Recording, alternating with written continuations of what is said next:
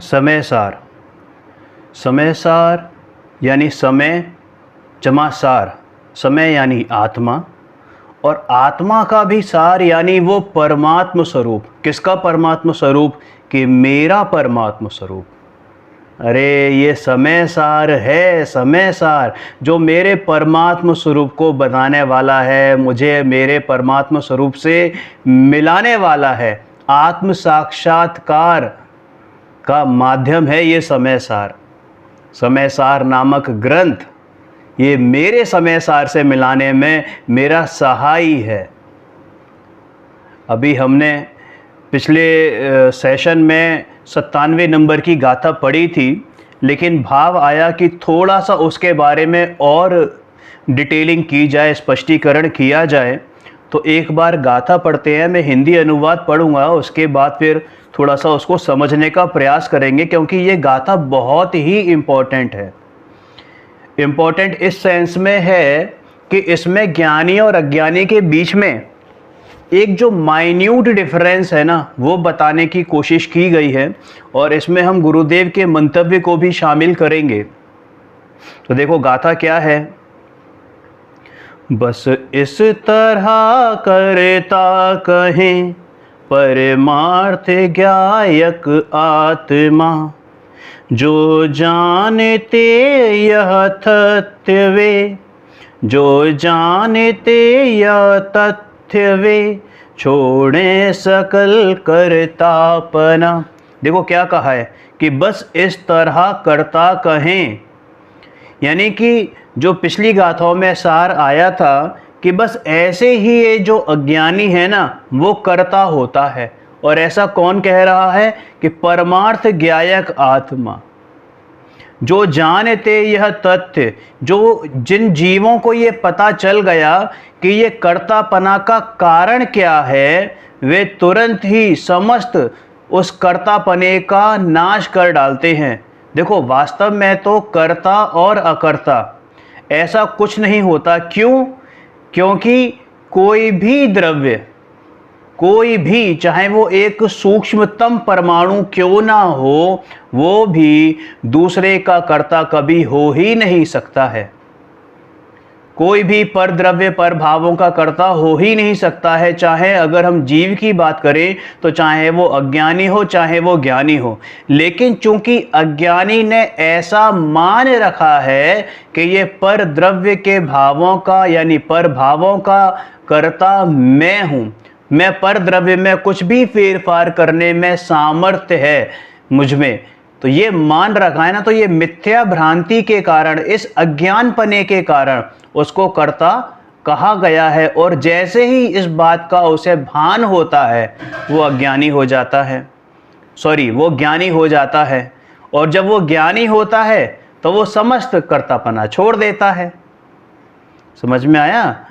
तो बस इस तरह करता कहें परमार्थ ज्ञायक आत्मा, जो जानते यह तथ्य, जिनको ये फैक्ट पता है कि भाई ये जीव कर्ता कैसे है, क्योंकि वो है नहीं। ये जीव की अनादि से ही मिथ्या भ्रांति रही है कि वो कर्ता बनता रहा है, कर्ता होता नहीं है।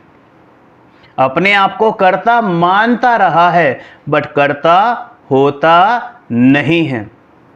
समझ में आया? जैसे एक उदाहरण से समझ सकते हैं हमारी क्या भ्रांति है। ये भ्रांति कैसे है कि एक रथ जा रहा था और उस रथ के नीचे एक कुत्ता चल रहा था।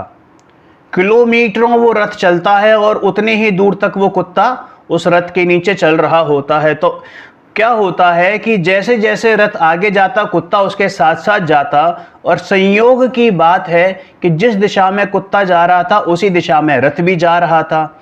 तो कुत्ते को ये भ्रम हो गया कि इस रथ को चलाने वाला मैं हूं, यानी मेरे कारण ये रथ चल रहा है। बस ऐसी ही हमारी आदत है, हमारा अज्ञानपना है कि हम कुछ इच्छा करते हैं और कदाचित काकतालीय न्याय से लाखों करोड़ों अरबों में एक कोई ऐसी घटना हो जाए जब वो हमारी इच्छा हुई और उसी समय उस दूसरे द्रव्य का वैसा परिणमन होने की ऐसी तत्समय की योग्यता हुई, और हमें क्या लगता है कि ये मैंने किया है, ये मैंने किया है। मैंने अपने बच्चे को पढ़ाया लिखाया, तो भाई बच्चे की कोई योग्यता नहीं थी, मैंने ही पढ़ाया लिखाया, मतलब बच्चे का तो कुछ था ही नहीं। अरे वो बच्चे की स्वयं की योग्यता थी, तत्समय की योग्यता थी, उसका वैसा उदय था, और तुम्हारा निमित्त बनना था। निमित्त नैमित्तिक संबंध से कतई इंकार नहीं है, लेकिन कोई भी दो भिन्न द्रव्यों में कर्ता कर्मपना होता ही नहीं है। इस बात का इस पूरे समय सारजी में खंडन किया गया है। इनफैक्ट जिन दर्शन का सार है अकर्तावाद और वस्तु स्वातंत्र्य, समझ में आया? तो ऐसे ही इसको बताया गया है कि ये अकर्तापना जब छूटता है, माने उसको जब मालूम पड़ता है कि ये अज्ञानपने के कारण कर्तापना हो रहा था, तो वो उस अज्ञानता को छोड़ता है और समस्त कर्तापना उसके सिर से उतर जाता है। हमने गाथा पढ़ी थी, लेकिन अब छोटे सी जो इसमें बात है, जो मुझे भाव है समझने का, समझाने का तो क्या कि यार मैं क्या समझा पाऊंगा, लेकिन ये समझने का भाव है। देखो एक बात मैं बहुत स्पष्ट कर दूं, अभी कई लोगों ने ये कमेंट भी किया कि कोई भी समझाने आ जाता है। भाई ये हम समझा नहीं रहे हैं, हम स्वयं समझने का प्रयास कर रहे हैं। मैं स्वयं समझने का प्रयास कर रहा हूं कि मैं कहीं अगर गलत हूं तो आपकी तरफ से मुझे कोई भी ऐसा संकेत मिले कि हाँ ये मैंने गलत बोला या मैंने कुछ गलत कहा, क्योंकि मेरे शब्द नहीं हैं, ये तो गुरुवर के शब्द हैं, गुरुदेव के शब्द हैं, और गुरुदेव के भी नहीं हैं, ये तो आचार्य भगवान के शब्द हैं। आचार्य भगवान तो स्वयं कहते हैं कि शुद्ध केवली भणिदम, तो ये भगवान के यानी सर्वज्ञ की वाणी है, ये मेरी वाणी नहीं है। मैं तो सिर्फ वांचन कर रहा हूं, पढ़ रहा हूं, तो उसमें कतई भी मेरा कोई ऐसा भाव नहीं है कि मेरा मंतव्य ये है। मैं कुछ भी इसमें घोलम घोल नहीं कर रहा, जैसा है वैसा मैं सिर्फ पढ़ रहा हूं। हाँ, कुछ शब्द ऐसे हो सकते हैं जो आज की जनरेशन को नहीं समझ में आए, तो उसका मैं सिर्फ जो आज की इजी लैंग्वेज है, हिंदी इंग्लिश मिक्स या कुछ भी जो भी भाषा समझ में आती है, उस भाषा में समझने का और समझाने का प्रयास करता हूं।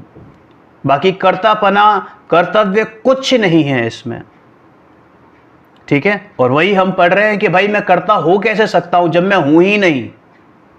ये भाषा वर्गणा अपनी योग्यता से निकलती है, मेरा उसमें कोई लेना देना नहीं है, ठीक है। अब देखो यहां पर सबसे पहले मुझे जो समझना है वो ये है कि पंडित जयचंद छाबड़ा जी ने जो भावार्थ में लिखा है कि जो परद्रव्य के और परद्रव्य के भावों के कर्तव्य को अज्ञान जानता है, यानी कि जो जीव ये से मालूम पड़ गया कि ये परद्रव्य और पर भाव इनमें जो कर्तापना कर रहा था मैं, वो अज्ञानता के वश कर रहा था, वो मेरी भूल थी। और जिसको ये पता चल गया, अपनी भूल जिसने स्वीकार कर ली, तो अब वो दोबारा उस गलती को क्यों करेगा, माने क्यों स्वयं उसका कर्ता बनेगा। और यदि अज्ञानी बना रहना हो तो बेशक बिंदास अनादि से आप यही करते आए हैं, मोस्ट वेलकम। समझ में आया? कंपटीशन कम हो गया क्योंकि सही बातों के लिए कंपटीशन बहुत कम होता है और गलत पे तो दुनिया चलती है। इसलिए ज्ञान होने के बाद परद्रव्य का कर्तृत्व नहीं रहता। अब यहां पर एक प्रश्न उपस्थित होता है, आपने बात ज्ञानी और अज्ञानी दोनों की करी कि ज्ञानी को ये भान हो गया है कि भाई कर्ता मैं नहीं हूं, बिल्कुल सही बात है।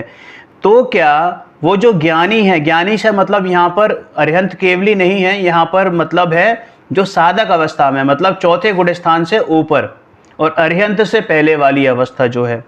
तो ऐसे ज्ञानी यानी साधक अवस्था में जो जीव है उसको अतीन्द्रिय आनंद के साथ साथ, मतलब निज आत्मा के अतीन्द्रिय आनंद के साथ साथ लौकिक सुख दुख और भूमिका अनुसार विद्यमान कषायों का भी वेदन होता है क्या? ये मेन मुद्दा था जो मुझे यहाँ पर मेरे को भाव था कि जो मैं समझना चाह रहा था, और मेरे माध्यम से अगर कोई और भी समझ सके तो बहुत ही अच्छी बात है। देखो, मैं प्रश्न फिर से पढ़ता हूँ। क्या ज्ञानी को आत्मा के अतीन्द्रिय आनंद के साथ साथ लौकिक सुख दुख और भूमिका अनुसार विद्यमान कषायों का भी वेदन होता है? अब यहाँ पर जो भूमिका अनुसार कहा है उसका मतलब है कि गुण स्थान प्रमाण के अनुसार उसकी जो जिसमें भूमिका है, ग्रस्त में है, चौथे गुण स्थान में है कि अव्रति व्रति श्रावक है या सकल व्रति है, मदे मुनिराज हैं, है ना, तो उसमें जो उनको कषाय उनको विद्यमान है, क्या उनका भी वेदन होता है उस अलौकिक आनंद के साथ साथ? तो कहते हैं बिल्कुल होता है। क्योंकि उसका रीजन भी दिया प्रॉपर, क्योंकि यदि उसको अकेले आत्मा का ही वेदन हो तो फिर वह ये कैसे जानेगा कि ये ज्ञानानंद स्वभावी आत्मा अलग है और ये क्रोधादि भाव, ये रागादि भाव, ये द्वेषादि भाव, ये माया आदि भाव, ये लोभ आदि भाव, ये मुझसे सर्वथा भिन्न हैं, ये मुझसे अलग कैसे हैं, मैं इनको अलग कैसे जानूं करूं? भैया दोनों का उसको पृथक पृथक वेदन है, पृथक पृथक वेदन है। राग को वो कैसे राग को जान रहा है कि हाँ ये राग है। दोनों को भिन्न भिन्न जाने, दोनों को भिन्न भिन्न जानने को ही तो भेद विज्ञान कहते हैं, वही तो भेद विज्ञान है। इसका मतलब हम समझ सकते हैं कि साधक अवस्था में, ज्ञानी अवस्था में, ज्ञानी को दो धाराएं एक साथ चलती है जिसको कहते हैं ज्ञान धारा और कर्म धारा। बहन श्री ने एक जगह इसको ज्ञाता धारा और उदय धारा भी बताया है। उदय धारा मतलब कर्मोदय धारा। एक बार थोड़ा सा और इसको स्पष्ट समझते हैं, अब ऐसा हुआ क्यों है। हमने पिछली गाथाओं में देखा था कि अज्ञानी की भेद संवेदन शक्ति, क्या भेद संवेदन शक्ति कैसी हो गई है? संकुचित हो गई है, माने विलय को प्राप्त हो गई है, यूं समझ लो आप। यह है नहीं कि वो स्वयं और पर का भेद नहीं कर रहा है, ऐसी भेद संवेदन शक्ति उसकी विलय को प्राप्त हो गई है, जबकि ज्ञानी की भेद संवेदन शक्ति प्रकट हो गई है।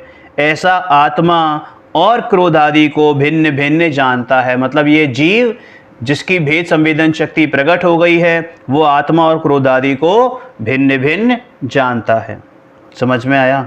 अब यहाँ गुरुदेव का मंतव्य क्या है? मंतव्य क्या है मतलब गुरुदेव का मंतव्य भी वही है, लेकिन गुरुदेव ने क्या कहा वो समझते हैं, पढ़ते हैं, अपने आप समझ में आ जाएगा। बहुत आसान भाषा में लिखा है, यदि कोई ऐसा कहे कि ज्ञानी को तो दुख का वेदन है ही नहीं, ज्ञानी को दुख का वेदन है ही नहीं, तो उसकी यह बात सही नहीं है। भूमिका अनुसार यानी गुण स्थान प्रमाण अनुसार ज्ञानी को ज्ञान का व आनंद का वेदन भी है और दुख का वेदन भी है, लेकिन दोनों का पृथक पृथक वेदन होता है, एक रूप वेदन नहीं है। छद्मस्त अवस्था में ज्ञानी जब अपने शुद्धोपयोग में लीन होता है तो उसको निज का ही माने स्वयं का ही वेदन है, क्योंकि एक समय में एक ही विषय को ग्रहण करने की ऐसी सीमित शक्ति, सीमित पावर अभी ज्ञानी की है। कैपेसिटी अभी नहीं है कि वो सबको एक साथ जान सके, वो तो केवली ही जान सकते हैं। इसलिए ज्ञानी को शुद्धोपयोग के काल में सिर्फ स्वयं का वेदन होता है, लेकिन चूंकि वो हमेशा शुद्धोपयोग के काल में नहीं रहता, तो जब वो शुद्धोपयोग से बाहर होता है तो उसको पर का वेदन भी होता है। समझ में आया ना? तो क्या कहते हैं कि दोनों का पृथक पृथक वेदन होता है, एक रूप नहीं, इसलिए कहा एक रूप नहीं। ठीक है। अब आपको कई ग्रंथों में, अध्यात्म के ग्रंथों में, जहां पर अध्यात्म के अतिरेक में, अब उसे अतिरेक तो नहीं कहना चाहिए, लेकिन हाँ अध्यात्म की भाषा में, अध्यात्म की शैली ऐसी होती है जहां पर दृष्टि के विषय को मुख्य किया जाता है इनफैक्ट जितनी भी हमारी नास्ती वाली कथन है उनको वहां पर गौण कर दिया जाता है। तो वहां पर दृष्टि के विषय का निरूपण होता है तो वहां ऐसा कहा जाता है कि ज्ञानी को आनंद का ही वेदन है, किंतु वहां इस कथन में राग, क्रोध, मान, माया, लोभ माने ये कषाय, ये कर्म, ये सब क्या होते हैं? गौण होते हैं। ये दुख क्या होता है? गौण होता है। ये लौकिक अनुकूलता प्रतिकूलता क्या होती है? गौण होती है ना। और जहां ज्ञान की प्रधानता से बात कही जाती है तो ज्ञानी को ज्ञान का, आनंद का तथा राग और दुख दोनों का पृथक पृथक वेदन होता है। यानी दृष्टि की अपेक्षा अगर बात करें तो वहां पर राग की बात हम करेंगे नहीं, क्योंकि राग को गौण कर दिया है। लेकिन जहां पर ज्ञान प्रदान कथन होता है वहां पर दोनों को ही रखा जाता है। देखो भाई, केवली भगवान को तो अकेला ज्ञान और आनंद का ही वेदन होता है, कारण कि उनके अब एक भी कषाय उपस्थित नहीं है, कर्म भी नाश हो गए हैं, जो घातीय कर्म है उनका समूल नाश हो गया है। लेकिन जो मिथ्या दृष्टि है उसको सिर्फ और सिर्फ दुख का ही वेदन होता है, राग और दुख का ही वेदन होता है। लेकिन जो सम्यक दृष्टि है, यानी छद्मस्त अवस्था में जो सम्यक दृष्टि है, उसको ज्ञान और दुख मतलब आनंद और दुख दोनों का वेदन होता है पृथक पृथक, है ना। ज्ञानानंद एवं राग का भिन्न भिन्न स्वाद आता है। ज्ञानी को जब से सम्यक दर्शन व सम्यक ज्ञान हुआ तभी से उसे स्वरूप संवेदन से प्राप्त आनंद के स्वाद का एवं पर्याय में विद्यमान अल्प राग के स्वाद का पृथक पृथक अनुभव होता है। ज्ञानी एक समय में दोनों के स्वाद को भिन्न भिन्न रूप से अनुभव करता है। जब तक पूर्ण वीतरागता व पूर्ण आनंद की प्राप्ति न हो तब तक ज्ञानी को वीतराग परिणति से प्राप्त आनंद के साथ जितना राग है उतने दुख का भी भिन्न पने अनुभव होता है। ज्ञानी को अकेले आनंद का ही स्वाद आता हो ऐसा नहीं है। यानी जब तक पूर्ण वीतरागता यानी कि क्या ना हो जाए, 13वां गुण स्थान ना आ जाए, तब तक उसके रागांश तो विद्यमान है ना। तो जैसे अगर कोई चौथे गुण स्थान में है तो उसको तीन कषाय चौकड़ी जो बची हुई है, यानी कि अप्रत्याख्यानावरण, प्रत्याख्यानावरण और संजुलन कषाय, इस रूपी दुख का अनुभव होगा। पंचम गुण स्थानवर्ती श्रावक को प्रत्याख्यानावरण और संजुलन कषाय रूपी दुख का अनुभव होगा, और उससे ऊपर यानी छठे गुण स्थान से ऊपर संजुलन कषाय, है ना। अब वो तीव्रता और मंदता में हम उसको भेद कर सकते हैं, तो वैसा अनुभव होगा, उस रूप दुख का अनुभव होगा। और शुद्धोपयोग में वो जो दुख होता है, वो जो राग होता है, वो अबुद्धि पूर्वक होता है, वो मात्र केवली गम्य होता है। उसका उनको कह सकते हैं कि वो जानने में भी नहीं आता। वो राग तो शुद्धोपयोग के काल में या श्रेणी मानते हुए मुनिराज को वो उनके जानने में भी नहीं आता, वो उनके जानने में भी नहीं आता। राग रहता है, सत्ता में रहता है, लेकिन वो कैसा होता है कि वो इतना नगण्य होता है कि वो केवली गम्य होता है, केवली ज्ञान गम्य होता है, और बहुत ही सूक्ष्म राग होता है। सूक्ष्म राग से मतलब ये कि रागांश होता है, अबुद्धि पूर्वक होता है। वो ज्ञानी है, वो उनको स्वयं भी नहीं मालूम होता कि उनको राग है। समझ में आया ना। तो ऐसा सूक्ष्म राग है वहां पर। तो ज्ञानी को अगर तो उस अपेक्षा से भी वहां पर बात कही गई कि वहीं पर राग और आनंद दोनों का ही वेदन है। इस प्रकार यह सुनिश्चित हुआ, हालांकि ज्ञानी को लौकिक सुख दुख का भी वेदन है, फिर भी उसे अपने आत्म स्वभाव से भिन्न ही जानते हैं। यद्यपि ज्ञानी को लौकिक सुख दुख का वेदन है, फिर भी वह उन्हें अपने आत्म स्वभाव से भिन्न ही जानते हैं। समझ में आया। तो इस गाथा में जो बल दिया है जिस बात पर, वो यह कि जब यह आत्मा जान लेता है कि बंध के कारणभूत इस कर्तृत्व का मूल, ध्यान रहे ये नारा है किस बात का, कि मेरे अज्ञानता को हटाने का, कि कर्तृत्व का मूल अज्ञान है। क्या है? कर्तत्व का मूल अज्ञान है तो वह समस्त पर कर्तत्व को सहज ही छोड़ देता है। जिसको ये भान हो गया, जिसको ये जानकारी हो गई, ज्ञान हो गया, श्रद्धा हो गई कि कर्तत्व का मूल अज्ञान है, तो उसको सहज ही छोड़ देता है। समझ में आया? अब देखो आचार्य अमरचंद्र ने क्या कहा है यहाँ पर कि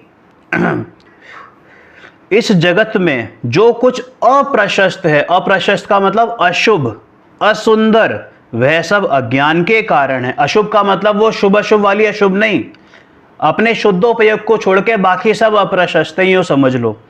जितना सब कुछ अप्रशस्त है, असुंदर है, वह सब अज्ञान के कारण है, और जो कुछ प्रशस्त है, सुंदर है, सुखद है, उसका मूल कारण एकमात्र सद ज्ञान है, सम्यक ज्ञान है, सम्यक दर्शन, सम्यक ज्ञान, सम्यक चारित्र है। देखो क्या कहते हैं आचार्य भगवान अमृतचंद्र, इसमें एग्जाम्पल दिया है घास का। जैसे अब एक छोटी सी मैं बात कहूँगा यहाँ पर, फिर एग्जाम्पल को समझेंगे जो आचार्य भगवान ने दिया है एग्जाम्पल। आगे एग्जाम्पल आएगा, जैसे दही, दही होता है, दही खट्टा सा होता है, हल्के से खट्टे से पन पे होता है, उसमें आप चीनी मिला लो या खांड मिला लो, ठीक है ना, खूब घोट लो, फिर उसको जब आप खाते हो तो जिस उसका जो मिश्रित अनुभव होता है, मिश्रित अनुभव, वो श्रीखंड के रूप में, श्रीखंड के रूप में, यानी वो जो श्रीखंड जिसके पास जो खा रहा है वो क्या समझता है कि ये दोनों मिले हुए एक रूप लग रहे हैं। उसको क्या लग रहे हैं? एक रूप। दही और चीनी दोनों का मिला हुआ रूप लग रहा है, उन दोनों को भिन्न भिन्न अनुभव नहीं कर रहा है, जिसको पता नहीं है, एक बच्चे की तौर पे अगर हम बात करें तो। लेकिन जो ज्ञानी यानी जो बड़ा है, जिसको पता है कि हाँ भाई चीनी अलग है, दही अलग है, तो उसको वो श्रीखंड खाने के दौर में भी चीनी को भिन्न पहचान सकता है और दही को अलग पहचान सकता है। फिर आगे एक और एग्जाम्पल आता है हंस वाला, कि जिसमें हंस के उसमें क्या होता है, चोंच में ऐसी एक इस तरीके का रसायन होता है कि जब वो उस दूध पर पड़ता है, जब वो चोंच लगती है दूध से, तो वो रसायन उस दूध में गिरता है और वो दूध फट जाता है। फट जाता है तो दूध अलग हो जाता है और पानी अलग हो जाता है। तो वो दूध दूध पी लेता है, पानी पानी छोड़ देता है। तो उसको ज्ञानी की उपमा दी गई है। मतलब वो ज्ञानी है या नहीं है उसकी बात नहीं कर रहा हूं, लेकिन ज्ञानी की प्रवृत्ति ऐसी होती है कि वो मिथ्यात्व और सम्यक या स्व और पर दोनों को भिन्न भिन्न कर लेता है। कर लेता है मतलब पहचान लेता है। और अज्ञानी की जहां तक बात है तो उसको यहां पर जो दृष्टांत देकर समझाया गया है कि जैसे हाथी घास खाता है, उसमें आप खूब सारा गुड़ मिला दो, ठीक है, और तब वो जब घास खाएगा ना, गुड़ मिली घास, तो उसको उसका वो मिश्रित अनुभव करेगा। उसको वो घास का स्वाद अलग आए, गुड़ का स्वाद अलग आए, ऐसा नहीं। वो उसे क्या लगेगा कि ये ही खाना है, ठीक है ना, मतलब भिन्न स्वाद नहीं समझेगा। मीठी घास है, घास मीठी ही है, जैसे उसने बच्चे ने दही को मीठा समझ रखा है, ठीक है ना। वैसे देखो क्या कहते हैं, मैं सिर्फ गाथा पढ़ूंगा क्योंकि बहुत स्पष्ट है इसमें। नाज सम्मिलित घास को ज्यों खावे गजराज, भिन्न स्वाद जाने नहीं, मीठे समझे मीठी घास।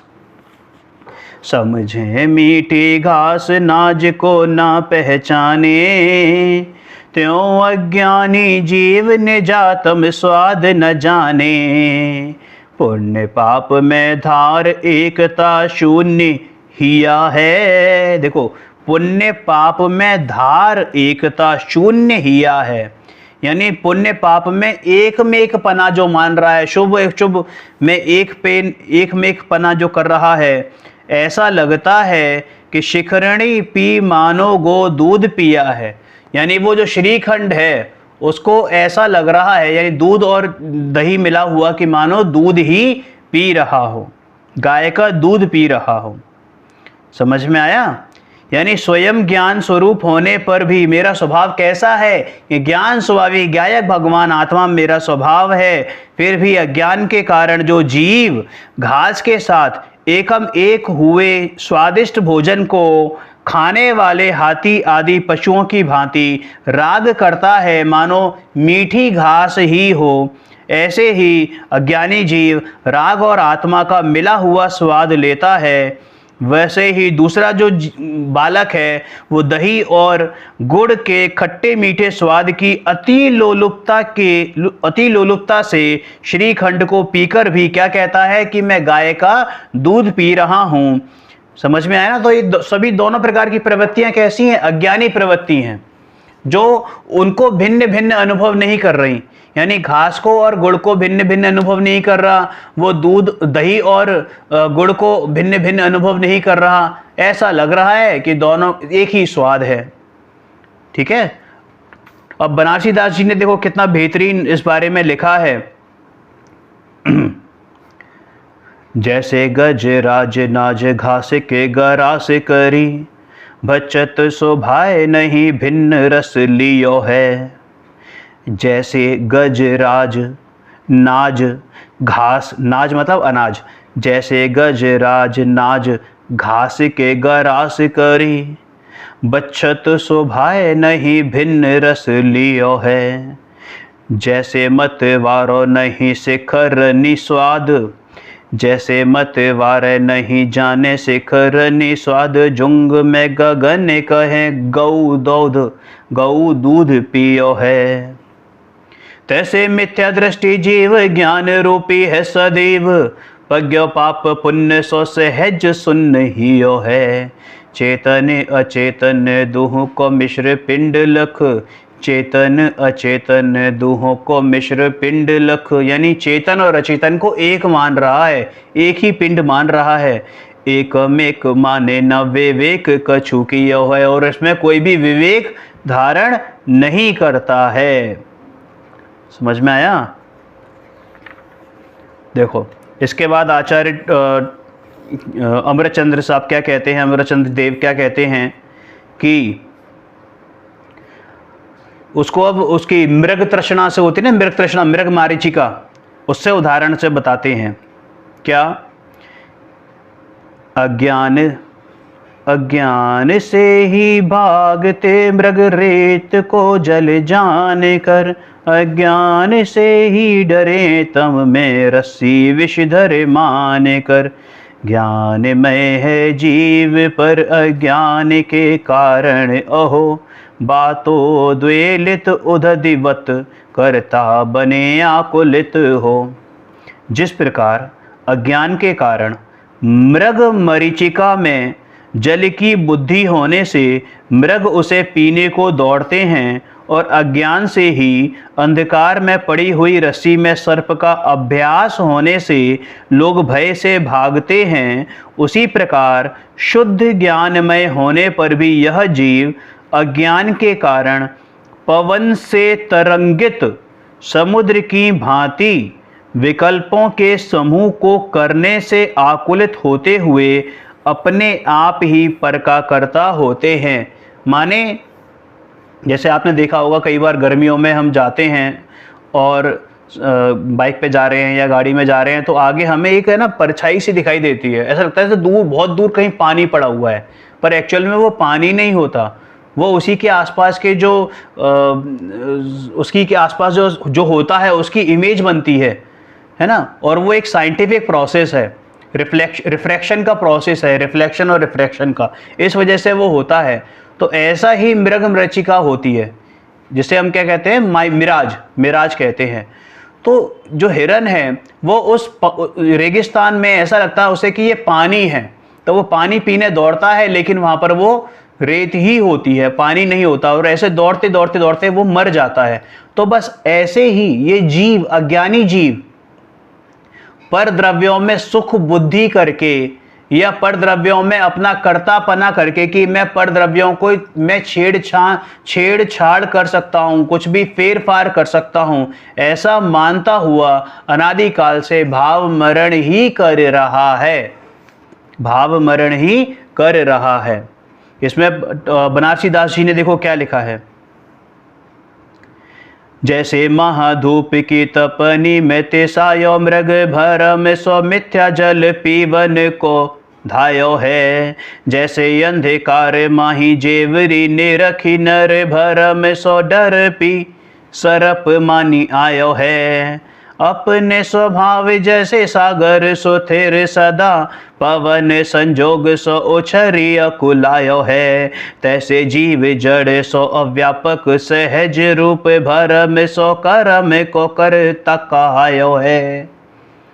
जिस प्रकार तेज धूप की तपन से संतप्त प्यासा मृग भ्रम से रेगिस्तानी बालू को पानी समझकर पीने के लिए दौड़ता है और अंधेरे में पड़ी हुई रस्सी को देखकर भ्रम से सर्प मानकर जैसे लोग डर कर भागते हैं और स्वभाव से ही सुस्थिर यानी अपने में ही स्थिर होने पर भी सागर पवन के संयोग से उछलता है, माने वो लहरें उठती हैं तो ये आकुलित होता है, उसी प्रकार सहज रूप से ही जड़ पदार्थों से भिन्न यह आत्मा भ्रम के कारण कर्मों का कर्ता बनता है। इस कारण से उसे कर्मों का कर्ता कहा जाता है, पर वास्तव में वह कर्मों का कर्ता होता नहीं है। समझ में आया ना? देखो उसका एग्जाम्पल दिया था मैंने आपको हंस वाला, तो उसके बारे में क्या कहते हैं आचार्य अमरचंद्र देव। दूध जल में भेद जाने ज्ञान से बस हंस ज्यों, सद ज्ञान से अपना पराया भेद जाने जीवित्यों। जानता तो है सभी करता नहीं कुछ आत्मा, चैतन्य में आरूढ़ नित्य ही यह अचल परमात्मा। अब यहाँ पर ज्ञानी की दृष्टि हो गई।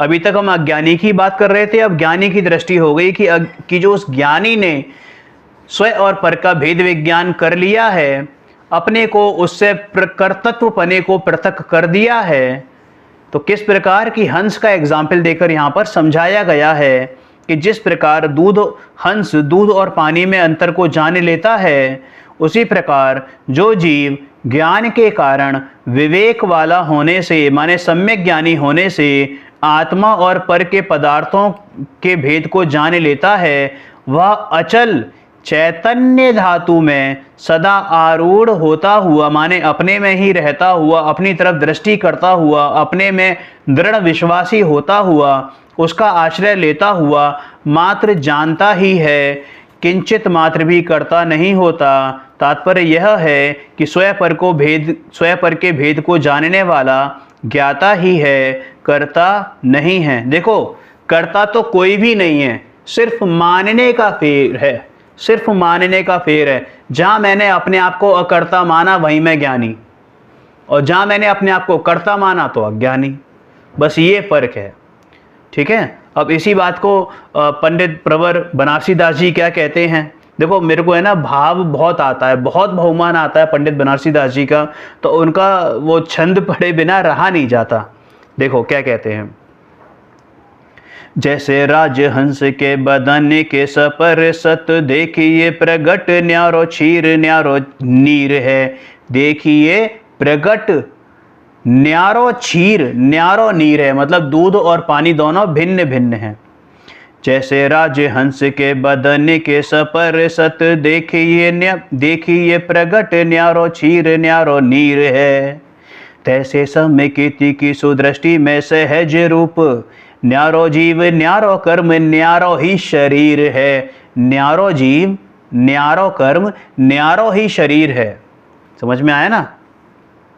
जब शुद्ध चैतन्य को अनुभव अभ्यासे तब भासे आपू अचल न दूजो और सिर है।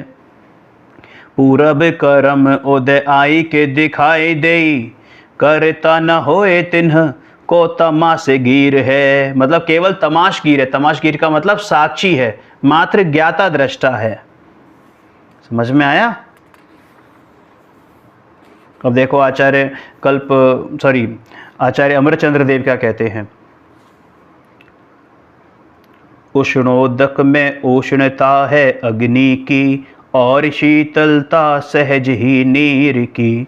व्यंजनों में है नमक का क्षारपन, ज्ञान ही यह जानता है विज्ञ जन। क्रोधादिक के कर्तापन को छेदता, अहम बुद्धि के मिथ्यात्म को भेदता। इसी ज्ञान में प्रगटे निज शुद्ध आत्मा, अपने रस से भरा हुआ यह आत्मा। अब यहाँ पर जो बात आई है ज्ञान की महिमा, कि गर्म पानी में अग्नि की उष्णता यानी अग्नि की गर्मी और पानी की शीतलता का भेद ज्ञान से ही प्रकट होता है, और नमक के स्वाद भेद का निरसन ज्ञान से ही होता है। यानी कि ज्ञान में ऐसी शक्ति है कि वो सब्जी में पड़े नमक का सामान्य स्वाद जान लेता है। इसी प्रकार निज रस से विकसित होती हुई नित्य चैतन्य धातु यानी कि मेरा ज्ञायक स्वभावी भगवान आत्मा और ये क्रोधादि भाव दोनों के बीच में परस्पर भेद को ज्ञान ही जानता है, और क्रोधादिक के कर्तत्व को भेदता हुआ माने कर्तत्व को छोड़ता हुआ, यानी अपनी बुद्धि से हटाता हुआ कि मैं करता हूँ, ऐसी बुद्धि से हटाता कौन है? कि ज्ञान हटाता है। इसलिए कहते हैं कि उसको सद्ज्ञान प्रकट होता है। ठीक है। अब नाटक समयसार में क्या कहा बनारसी दास जी ने? जैसे उस नोदक में उदक स्वभाव सिरी, आग की उसन तफरस ज्ञान लखिए। जैसे स्वाद व्यंजन में दिसत विविध रूप, लौन को सुवाद खारो जीव ज्ञान चखिए। तैसे घट पिंड में विभावता अज्ञान रूप जीव भेद ज्ञान सो परखिए। भरम सो कर्म को करता है चेदानंद, दरब विचार कर तार भाव नखिए। माने यही जो पीछे बात आई थी उसी को बनारसी दास जी ने अपने भाषा में लिखा है कि जैसे शीतल स्वभाव वाले गर्म जल को अग्नि जनित उष्णता स्पर्श ज्ञान से ही जानी जाती है, तथा विविध स्वाद वाले व्यंजनों में नमक का खारा स्वाद रसना इंद्रिय से चख लिया जाता है। अब रसना इंद्रिय से चख लिया जाता है का मतलब कि रसना इंद्रिय निमित्त है, ज्ञान से जान लिया जाता है ना। रसना इंद्रिय संबंधी ज्ञान से जान लिया जाता है। उसी प्रकार इस घट पिंड में अज्ञान रूप विभाव और ज्ञान स्वरूपी भगवान आत्मा भेद ज्ञान से परख लिए जाते हैं, भिन्न भिन्न जान लिए जाते हैं। यह चिदानंद भगवान आत्मा भ्रम के कारण ही कर्म का कर्ता प्रतिभासित होता है। द्रव्य का विचार करने पर, द्रव्य दृष्टि से देखने पर यह कर्तृत्व भाव सहज ही नष्ट हो जाता है। तो देखो इस प्रकार इसमें क्या बताई गई है? ज्ञान की महिमा बताई गई है कि जितना भी भेद ज्ञान का कार्य है, निर्णय का कार्य है, निश्चय करने का कार्य है, वो तेरे ज्ञान में ही होता है भाई। अपने श्रुत ज्ञान की महिमा कर। देखो प्रवचन सारजी में आएगा आगे कि श्रुत ज्ञान में केवल ज्ञान का बीज पड़ा है। बाबूजी ने भी कहा है कि भैया ये जो श्रुत ज्ञान है ना, वो केवल ज्ञान का लघु नंदन है। उसमें इतनी सामर्थ्य है कि वो केवल ज्ञान रूपी प्रकट हो सके। ऐसी भेद ज्ञान की सामर्थ्य के बाद ही उसमें पूर्ण ज्ञान, पूर्ण विकसित अवस्था को ही उसकी केवल ज्ञान कहते हैं। ठीक है। तो ज्ञान की ऐसी महिमा है। समझ में आया भाई? ये रागादि रूप परिणत आत्मा है ना, इसमें आत्मा भिन्न है और रागादि भिन्न है। ये बात ज्ञानी को पता है, और पर के कर्तत्व को भेदता हुआ निज स्वरूप ग्राही ज्ञान को प्रकट करता है।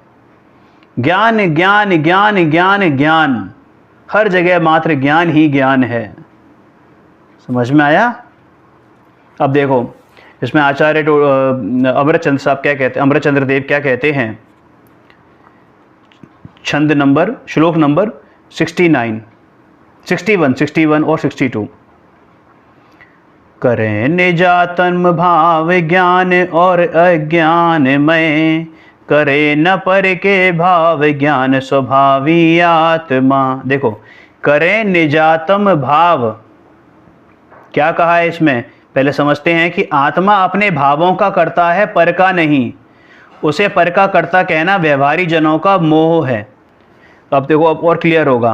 करें निजातम भाव ज्ञान और अज्ञान में, यानी कोई भी जीव मेरा जो भाव है अब मैं उसको ज्ञान रूप करूं या अज्ञान रूप करूं, माने अपनी तरफ दृष्टि करूं तो ज्ञान और पर की तरफ दृष्टि करूं तो अज्ञान, ठीक है ना। लेकिन पर के भाव यानी किसी भी पर द्रव्य का कर्ता, पर द्रव्य के भावों का कर्ता, पर द्रव्य की पर्यायों का कर्ता मैं नहीं हूं। करे निजातम भाव ज्ञान और अज्ञान मय, करे न पर के भाव ज्ञान स्वभावी आत्मा। ज्ञान स्वभावी जीव करे ज्ञान से भिन्न क्या। अरे भाई ये ज्ञान से भिन्न कुछ कर ही नहीं सकता। इसका कर्तापना सिर्फ ज्ञान नहीं है, ज्ञान तक ही सीमित है। ज्ञाता कहो या ज्ञान का कर्ता कहो एक ही बात है। कर्ता पर का जीव जगत जनों का मोह ये, यानी कि जो ये पर जो कर्तापना बताया जाता है ना, तो उसे पर का कर्ता कहना मात्र व्यवहारी जनों का मोह है। व्यवहार से तो कह देते हैं, लोकाचार में कह भी देते हैं, लेकिन मान्यता में ये चीज नहीं होनी चाहिए। समझ में आया ना। देखो, ज्ञान भाव ज्ञानी करे अज्ञानी अज्ञान, द्रव्य कर्म पुद्गल करें यह निहच परवान। ज्ञान स्वरूपी आत्मा करें ज्ञान नहीं और, द्रव्य कर्म चेतन करे ये व्यवहारी दौर।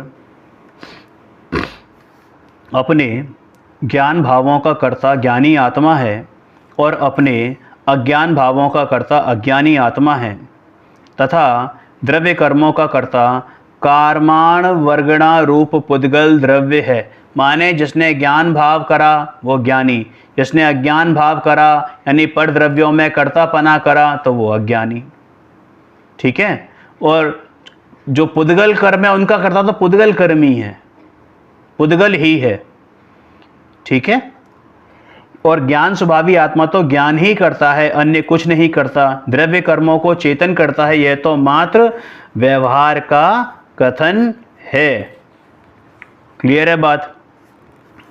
आत्मा परभावों का करता है ऐसा मानना व्यवहारी जनों का मोह है। देखो, ऐसा नहीं कहा कि आत्मा परभावों का कर्ता व्यवहार से है, अपितु यह कहा है कि यह व्यवहारी जनों का मोह है। माने ऐसा कहना भी मिथ्यात्व है। ऐसा कहकर आचार्य देव व्यवहार कथन की असत्यार्थता की ओर संकेत कर रहे हैं, और इसी बात को आचार्य कुंद आगे विस्तार से स्पष्ट करने वाले हैं। तब तक के लिए जय जिनेंद्र।